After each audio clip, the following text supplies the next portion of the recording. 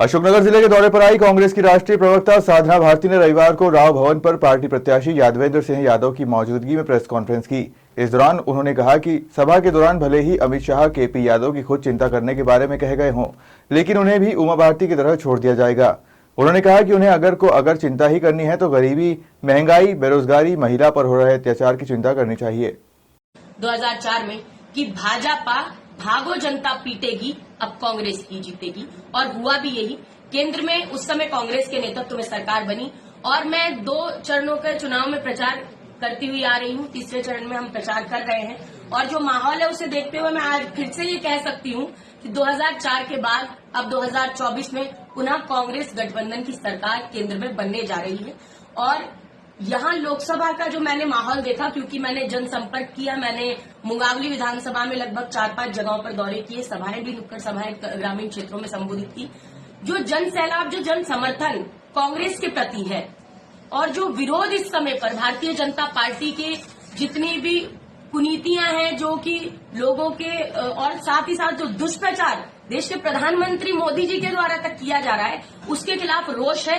और यहाँ की जनता ने इस बार ठान लिया है कि गुना शिवपुरी लोकसभा क्षेत्र की जनता श्री कृष्ण भगवान का रूप धारण करके पांडव रूपी कांग्रेस के प्रत्याशी अर्जुन रूपी आदरणीय यादवेंद्र सिंह यादव जी को भारी बहुमत से विजयी बनाएगी और इस लोकसभा से सांसद बनाएगी। मेरा जो राजनीतिक सफर कांग्रेस पार्टी में शुरू हुआ 2004 से, तो रायबरेली अमेठी में स्टार प्रचारक के तौर पे जाने के साथ साथ 2004 में रायबरेली अमेठी के साथ साथ गुना शिवपुरी लोकसभा क्षेत्र में उस समय पर मैंने कांग्रेस के तत्कालीन प्रत्याशी महाराजा ज्योतिरादित्य सिंधिया जी और उनकी धर्मपत्नी महारानी प्रदर्शनी राजे सिंधिया जी के साथ भी कई जनसभाएं और रैलियां संबोधित की थी।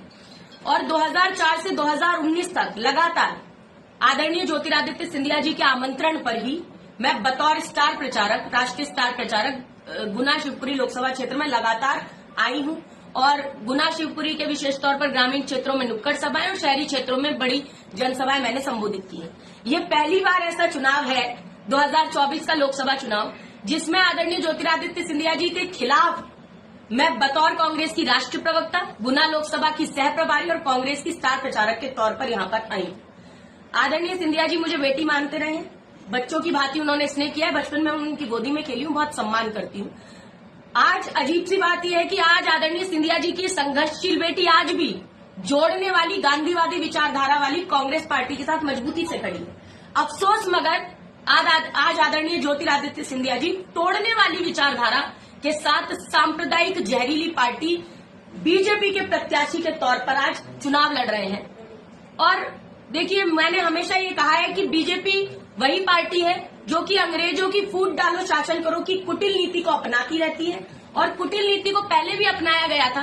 आदरणीय सिंधिया जी शायद भूल गए होंगे, लेकिन मैं याद दिलाना चाहती हूं कि ये वही बीजेपी है जिसने आदरणीय ज्योतिरादित्य सिंधिया जी के विश्वास पात्र कांग्रेस के कर्मठ कार्यकर्ता रहे केपी यादव जी को 2019 में इसी गुना से आदरणीय सिंधिया जी के समक्ष ही सामने विपक्ष में लोकसभा चुनाव लड़ाया था और केपी यादव जी के द्वारा ही उन्हें लगभग 1,25,500 से अधिक वोटों के भारी अंतर से बीजेपी द्वारा हराया गया था। ये 2019 में ऐसा वर्षों के बाद पहली बार हुआ कि गुना शिवपुरी लोग, मैंने तो कहा ना, उन्हें तो चुनावी महाभारत का अभिमन्यु बना दिया है।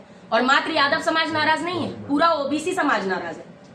और ओबीसी समुदाय नाराज है तो बिल्कुल ओबीसी समाज के लोग देखेंगे, बिल्कुल देखेंगे। लेकिन मैं तो भारतीय ओबीसी महासभा के मुख्य संयोजक के तौर पर मुझे इस बात से दुख होता है कि किस तरीके से भारतीय जनता पार्टी, फर्क कितना पड़ेगा? क्यों नहीं, बिल्कुल फर्क पड़ेगा, बिल्कुल क्यों नहीं फर्क पड़ेगा भाई। जब आप किसी के साथ अन्याय कर देंगे और हम न्याय की लड़ाई लड़ रहे हैं तो फर्क क्यों नहीं पड़ेगा? ना कि हम उनकी चिंता करेंगे, आप उनकी चिंता करने की जरूरत नहीं। किन से कह रहे हैं, कौन कह रहे हैं आप? अमित शाह जी ने कहा है। अमित शाह जी ने तो देखिए उमा भारती जी की भी बहुत चिंता कर ली थी।